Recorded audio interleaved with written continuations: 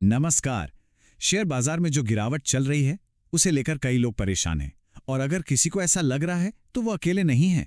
सवाल ये है कि ऐसे समय में अपनी एसआईपीज यानी सिस्टमैटिक इन्वेस्टमेंट प्लान्स का क्या किया जाए। चलिए आज इसी पर बात करते हैं। तो चलिए इस पूरी कहानी को समझने की शुरुआत एक नंबर से करते हैं और वो नंबर है 76%। अब ये सिर्फ एक नंबर नहीं है, बल्कि इसके पीछे मार्केट में जो हो रहा है उसकी एक बहुत बड़ी कहानी छिपी है। तो आखिर ये 76% है क्या? दरअसल ये है एसआईपी स्टॉपेज रेशियो। आसान भाषा में कहें तो इसका मतलब ये हुआ कि फरवरी के महीने में हर 100 नए एसआईपीज जो शुरू हुए उनके मुकाबले 76 एसआईपीज बंद हो गए। इससे साफ पता चलता है कि इन्वेस्टर्स में कितनी बेचैनी है। अच्छा, अब जरा इन आंकड़ों पर नजर डालते हैं। देखिए, फरवरी में 65.7 लाख नए एसआईपी अकाउंट्स खुले। ये तो बहुत ही अच्छी बात है। लेकिन उसी महीने 49.7 लाख एसआईपीज बंद भी कर दिए गए। मतलब नए और बंद होने वाले एसआईपीज में कोई बहुत बड़ा फासला नहीं है। और यही चीज मार्केट में जो कंफ्यूजन चल रहा है ना, उसे साफ साफ दिखाती है। और यहीं से उठता है वो एक बड़ा सवाल, एक ऐसा सवाल जो आजकल शायद हर इन्वेस्टर के दिमाग में घूम रहा है। सवाल ये है कि क्या मार्केट जब गिर रहा हो तो अपनी एसआईपी रोक देना एक सही फैसला है? ये एक बहुत ही जरूरी सवाल है क्योंकि इसका जवाब किसी के भी फाइनेंशियल फ्यूचर पर बहुत बड़ा असर डाल सकता है। तो फिर इस मुश्किल सवाल का जवाब क्या होना चाहिए?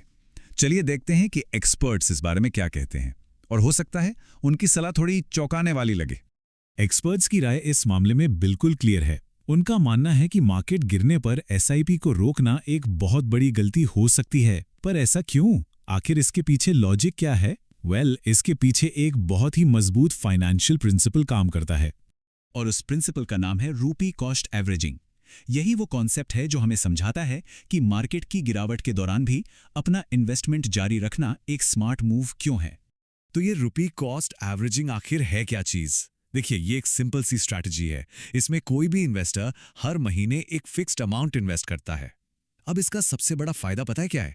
जब मार्केट गिरता है, यानी यूनिट्स की कीमत कम हो जाती है, तो उसी फिक्स्ड पैसे में ज्यादा यूनिट्स खरीदने को मिल जाती हैं। इसको ऐसे समझिए, जब मार्केट ऊपर जा रहा होता है तो आपके फिक्स्ड अमाउंट में कम यूनिट्स आती हैं। सिंपल है। लेकिन जब मार्केट नीचे आता है तो वही पैसा आपको ज्यादा यूनिट्स दिलाता है। असल में मार्केट की ये गिरावट ज्यादा यूनिट्स जमा करने का एक गोल्डन चांस बन जाती है। जो अब सवाल ये है कि लॉन्ग टर्म में, लंबे समय में इस स्ट्रैटेजी से एक डिसिप्लिन्ड इन्वेस्टर को क्या फायदा होता है? इसके दो सीधे सीधे बड़े फायदे हैं। पहला तो ये कि आपकी जो एवरेज कॉस्ट है वो कम हो जाती है और आपके पास ज्यादा यूनिट्स जमा हो जाती हैं। और दूसरा, जो कि बहुत ही इंपॉर्टेंट है, आप मार्केट की रिकवरी के जो सबसे अच्छे दिन होते ना, उन्हें मिस नहीं करते। और ये जो दूसरा पॉइंट है ना, ये सच में बहुत ज़रूरी है क्योंकि हिस्ट्री हमें बार बार यही सिखाती है कि मार्केट में जब भी कोई बड़ी गिरावट आती है तो उसके बाद एक बहुत तेज़ रिकवरी भी आती है।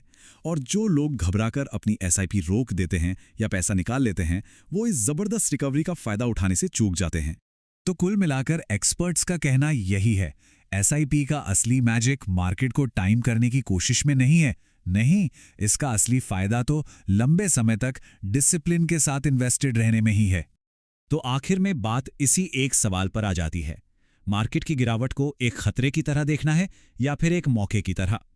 उम्मीद है इस पूरी बातचीत के बाद इसे देखने का नजरिया जरूर कुछ बदला होगा।